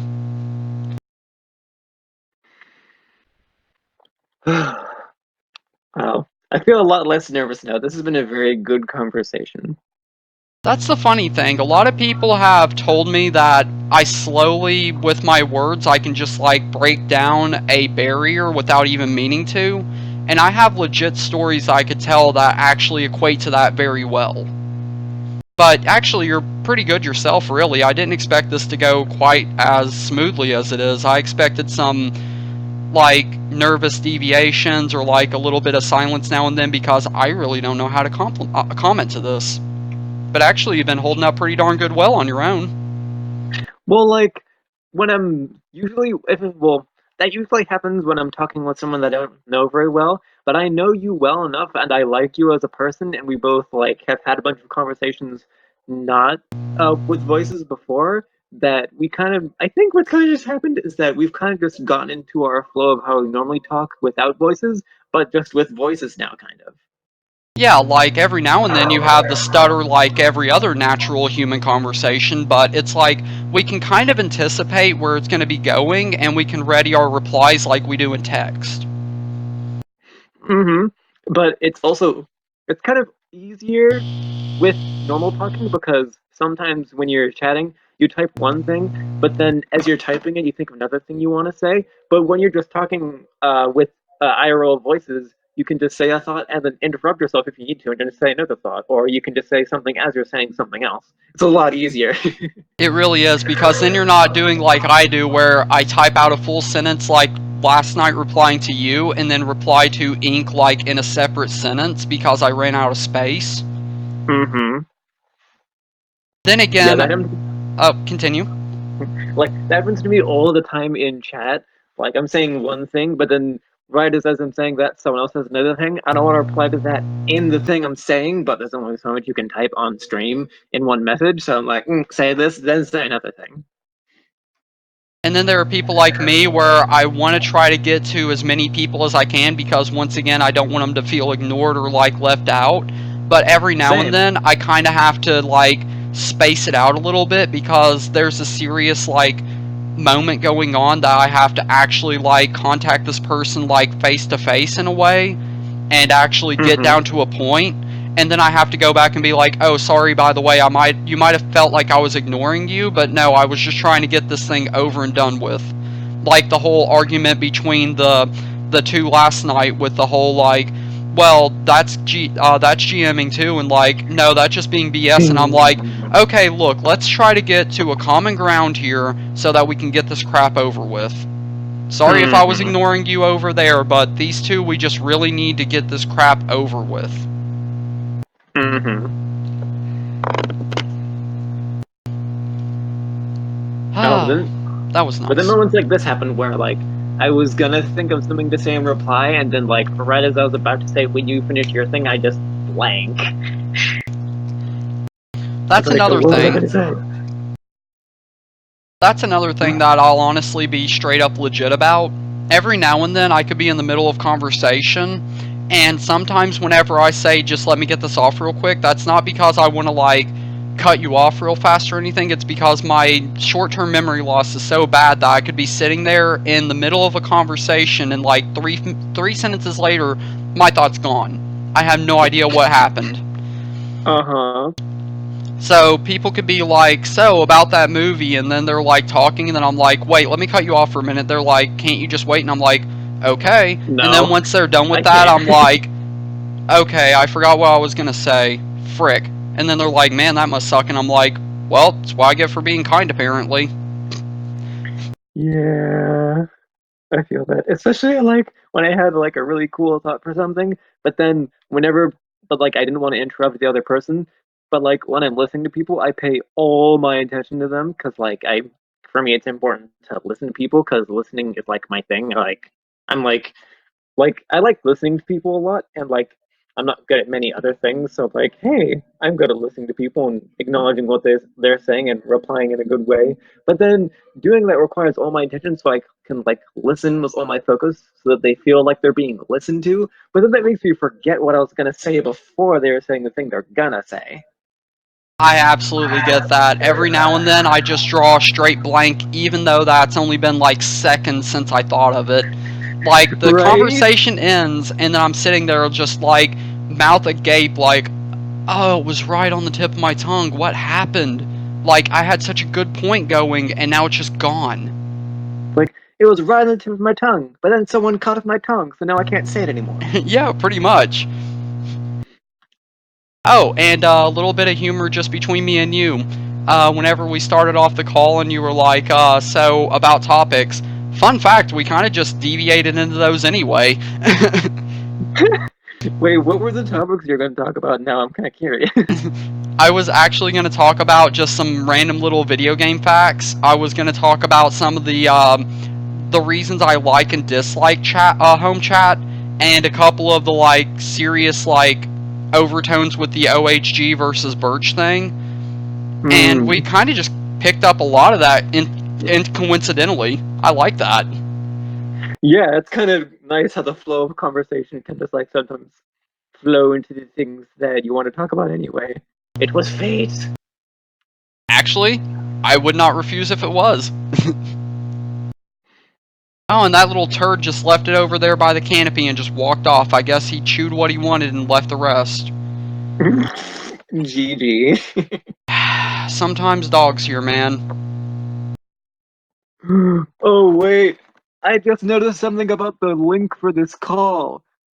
And Like that'd the be? last, like in the last letters of it, there's capital DSIO, so DO, but then there's A and then three, so it's like DO.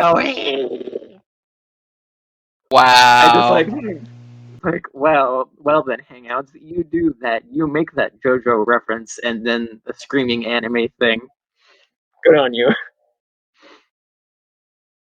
Oh, and there's another thing that I want to tell to those that, like, basically you and Hun and a few other people that actually want to see me recording and all. With my PC being as old as it is, it's slowly breaking down. Like, literally just me trying to reply to Hun took, like, 10 seconds for the freaking not responding to get over itself and actually let me send the message. Oh, big oof. I see the end and it just says no RD. And I'm like, no read, you say? Okay, I'll never read again. Like, well, okay then. I guess I'll do that, I suppose.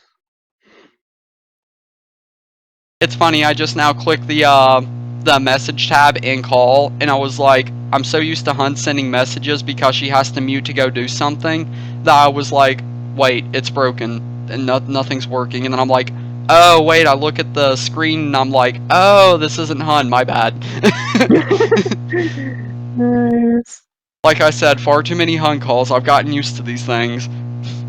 Mm-hmm. Whereas I haven't done a call in so long, and it's been so long that I haven't done a call ever since I got this computer, so that's a thing. And actually, just to remind people that might not have heard at the beginning, just in case you walked away for lunch or something, yeah, this is actually the first time we've ever voice. Always text. And it's surprisingly chill. I'm very happy about this. Very much agreed. Like I was saying, last night whenever you were having the whole nervous jitters, I was like, I get the feeling that it's not going to be quite as bad as you think because, like you said, I'm a pretty chill guy. It takes a lot to actually break into me really that deep, but for me and you, it's like it's kind of this dynamic where we've already had enough conversation and interaction that we can kind of see where it's going to go. Mm-hmm. And that's the fun part about it. And also, I can't wait to get like other people in a call to do for like podcasts and stuff. That's gonna be even more fun as well. Cause like talking with you, but it'd be also be fun to have like a conversation with other people as well. Especially since I'm feeling a lot less nervous now. I'm like, yeah, I can talk with people. I feel good because usually I can't talk with people. But Dylan is cool and it makes me feel calm, and I can talk to people now. Yeah. And the funny thing is, there are people like Ek and Hun, where Ek is just this bombastic personality that just like, he's not intentionally loud to be annoying or anything, just that he gets so emotionally invested in the calls that he's like, sorry if I'm yelling, but I'm just so excited now. And we're like, we kind of get that, and Hun's over here just being quiet, and then he's like, Mom, is everything okay? And she's like, this is just how I usually am. And I'm like, yeah, even whenever it's just me and her every now, there are these long pauses where it's like, I know she wants to say something, but she doesn't know how to word it, so instead I just like kind of wean her towards it, like, you okay over there? And she's like, yeah, just thinking. And I'm like, about what? It's like she wants to like speak, but she's so used to being quiet because of her family that it's like, I get it, but at the same time, honey, it's me. You should know by now that no matter where, I'm happy that I'm talking to you at all. Mm-hmm. Yeah, I can relate to that, especially with like some people that like don't really care, but like sometimes I'll just like not know what to say and I'll just be quiet for a bit because like I want to say something, and but I don't want to be like super awkward, and I'm like, especially if it's something that's really important to them, and I want to say something that's relevant and makes sense and like showing that I actually care about what they're talking about, even if I don't know completely everything about it, because I want to show that I care about them and what they're talking about. And I'm like, hold on, I'm just gonna do my own thing while I think about what I'm gonna say. And I'm like, okay, then I can say my thing. Okay. And surprise, surprise, I didn't let Shara know this whatsoever, but I'm actually going to be getting a new little tradition going in another way. I have decided that since I have so much sour candy left over from the month before last, that Halloween was coming in like 2 months, and I was like, I just want some candy. So I decided I'm going to get a bunch of sour stuff. Well, I have 3 warheads and a bunch of Big League Chew sitting over here. I am going to start ending the last half hour of every one of these podcasts with a different warheads or some sour candy, and just basically give you an exact reaction every time of what I think of it. So give me a sec to leave you with Shara, and I'm going to go get a drink real quick to refill my vitamin water bottle, and I'll get back in and do that. So just kind of sit with them for a bit. Well, this is gonna be fun. I love sour candy. They're the best. I remember like when I was I loved sour candy so much when I was a kid. I destroyed my mouth with like, oh, I was so dumb. I guess I just want to see how much sour I can handle at once. And I put 5 warheads in my mouth. I don't know why my young child brain thought that was a good idea, but apparently it was, even though it wasn't. I couldn't taste anything for 2 days after that. Like, I love sour stuff, but I learned that lesson the hard way. So I'm very interested to see. Oh, hey, Dylan's back. Is the Dylan back? That funny moment whenever I didn't even put my headphones on, but I literally walked up to the mic. I was like, I didn't even open the can yet. Ear rape time. Nice. I'm surprised I actually managed to fill the space with conversation while you were gone. Actually, believe it or not, if I left that to Hun, she could do it too. It's kind of interesting. For a girl that don't talk much, she can definitely just spurt away for a little bit. It's weird because, like, I'm used to talking to myself all the time IRL, that I guess it's easier for me to talk without other people around. But then I'm like, but fam, if you can do that much talking by yourself, why don't you talk with other people? But I'm like, I'm not good at talking to people. GG.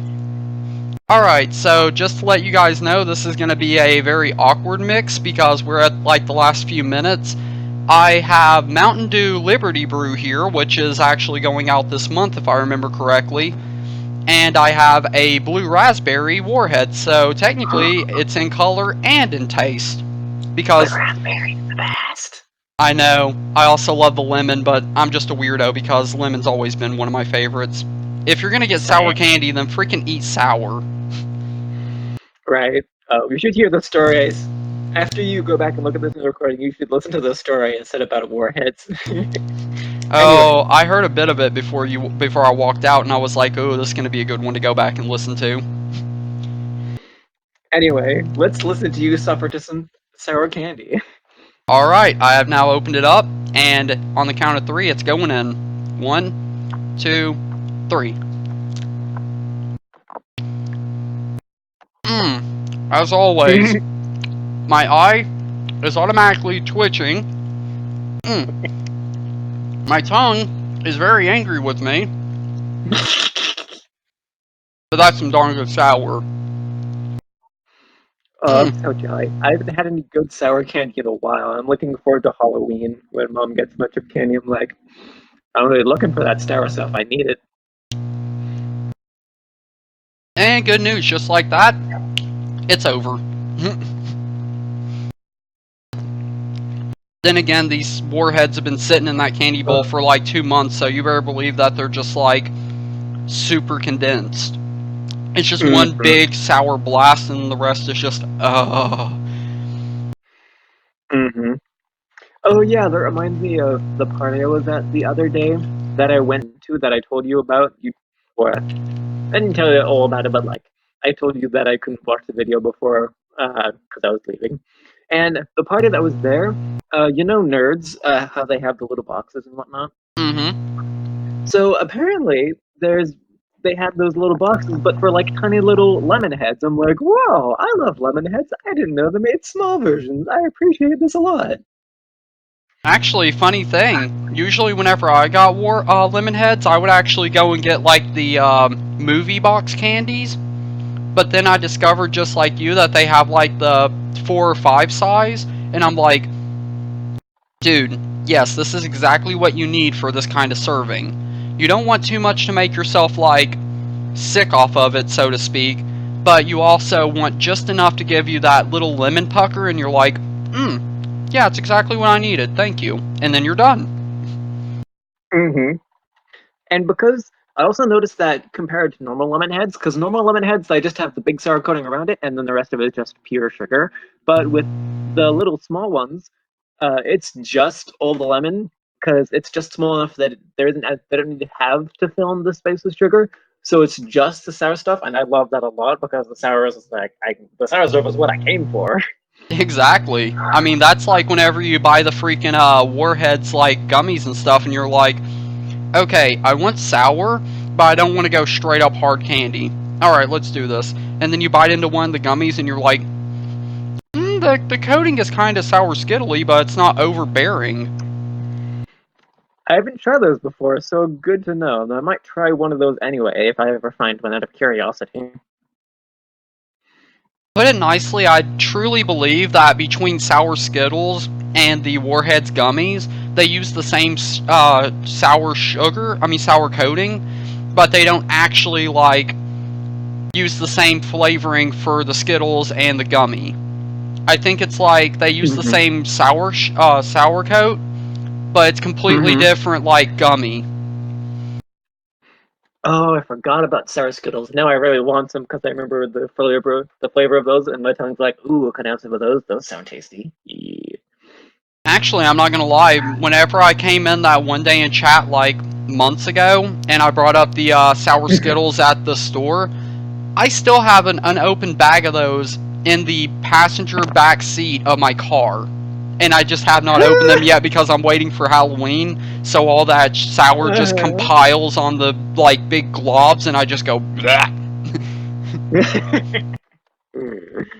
Hmm. That's gonna be so great. That's gonna be a Halloween that I'm gonna be literally, my tongue is gonna tantalize and just shut down from the sour overflow. But I'm gonna wake up the next morning and be like, "Ugh, I can't feel my tongue, but it was so good." Oh, I feel that. Damn it, I want sour candy. I'm gonna go find sour candy one of these days. I'm gonna get a big stockpile of it so I can have it whenever I need it. That's basically why I did it. Even if nobody but me eats sour, at least I know whenever I go into the kitchen, it literally never goes bad because the sour coating is literally like an acid that lets no like rot in. So I'm like, Mm-hmm. oh dude, yes, this is so good because it never rots. You can have it whenever you want. And with things like Warheads, you can just shove a whole handful in your pocket and just carry them wherever you're going. No deal Mm-hmm. whatsoever. Mm-hmm. I think it's also because of like the artificial like sour sugar coating thing that like help protects it from like the oxygen making it go stale or whatever. Mm-hmm. That's why whenever I left these Warheads to sit in that bowl for like almost 3 months now, sure, there's a lot of sour coating on the inside of the wrapper, but the candy itself is basically unaffected. Like, I can just pop one Mm-hmm. in and it tastes like literally I bought it that same day. Mm-hmm. And once again, the whole like it compounds over time, so it only gets more sour because of how much it like fuses. Mm-hmm. But Now I'm yeah. just like Oh, my bad. I'm just like thinking about like the outro thing. It's like, oh, I've never done an outro before. What's the outro gonna be for me? I don't know what I'm supposed to say.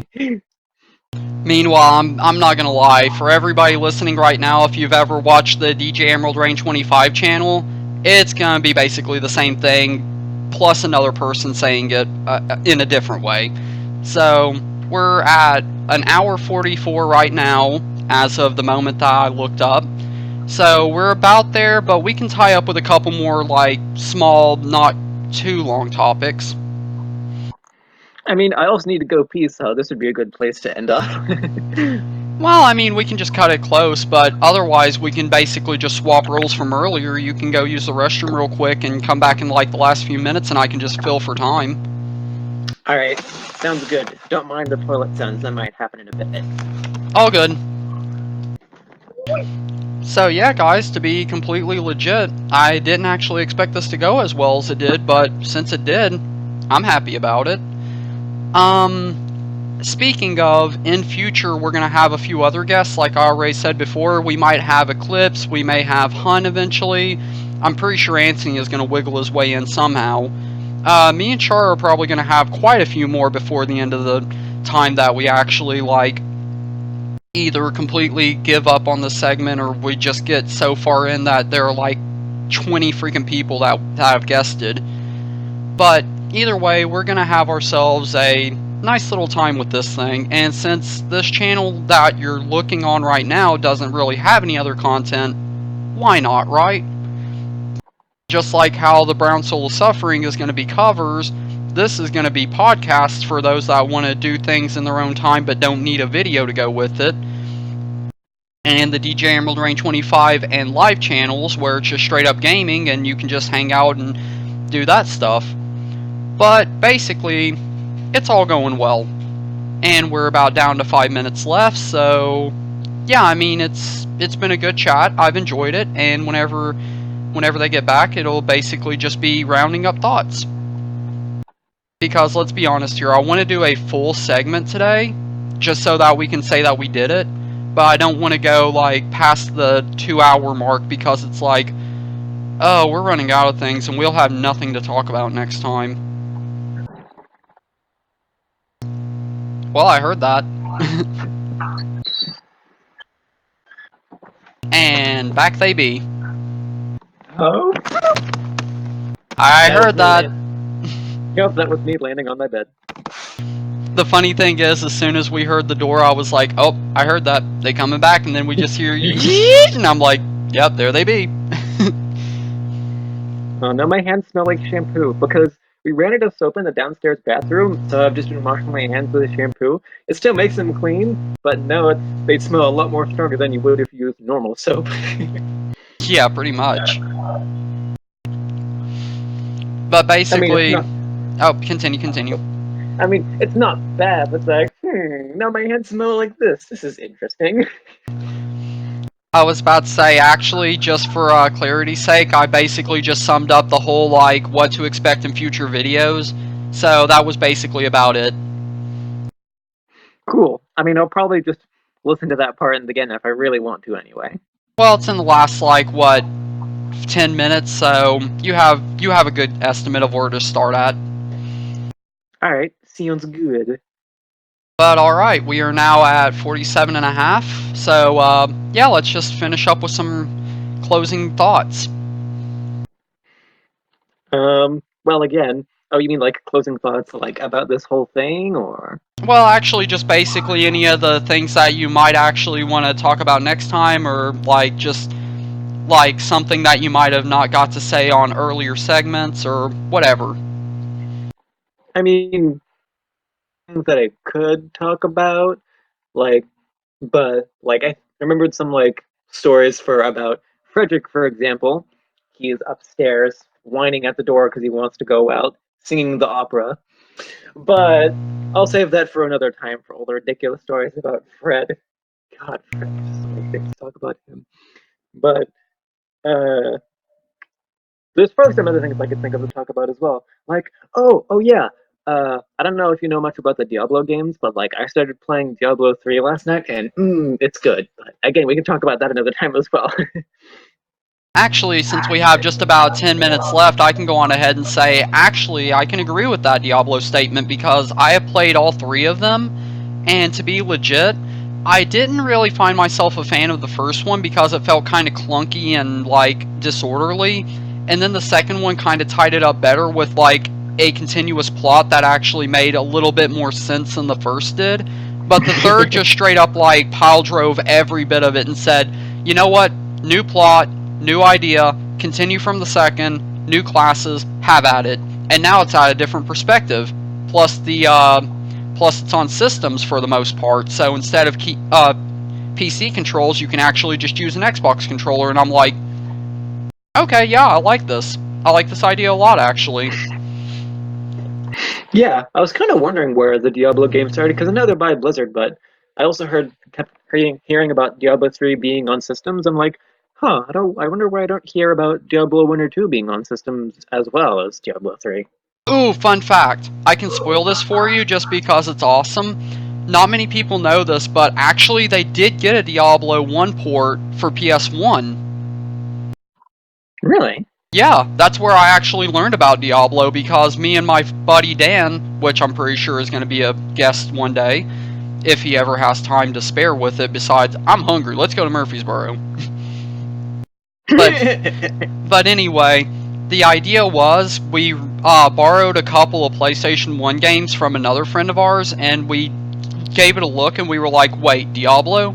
Is this like a ROM hack or something? And we started it up, and we started playing, and I was like, actually, no, it's legit Diablo 1, just summed up in controller map instead of keyboard map. Like, dude, what? And for that matter, there's also a game called Darkstone that actually started on PC as well and got a PlayStation 1 port, and that's the only version of it I've ever played.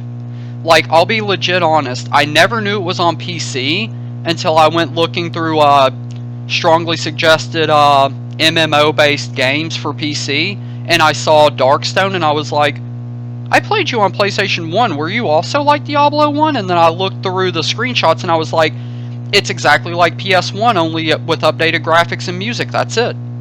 Holy crap. I have still yet to play that, might I add. I've been playing the PlayStation 1 version as always, because some classics just never die.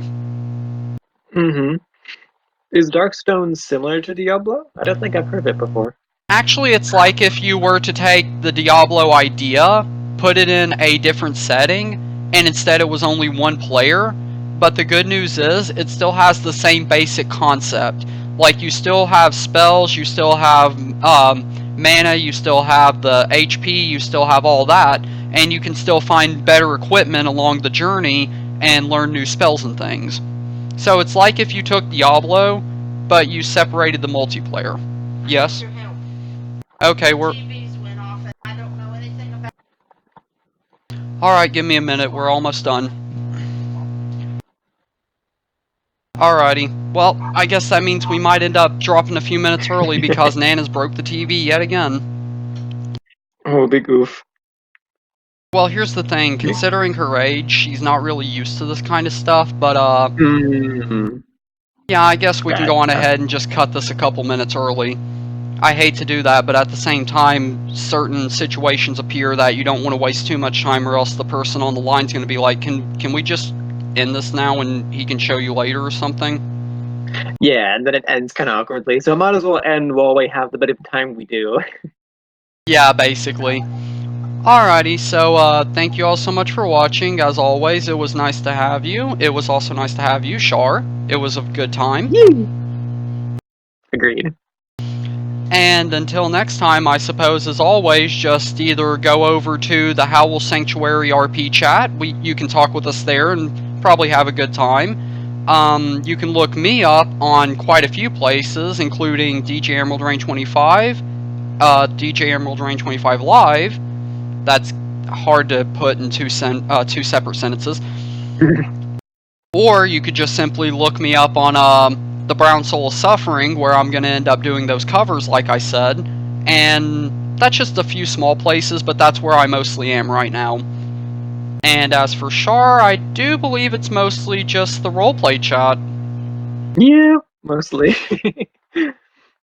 I like to keep watch there and make sure things are going well. I'm tying up right now. Alright, well, until next time, as always, thank you all so much once again, and I hope you all a good day. You as well, Shara. Thank you. And until next time... Oh, will do.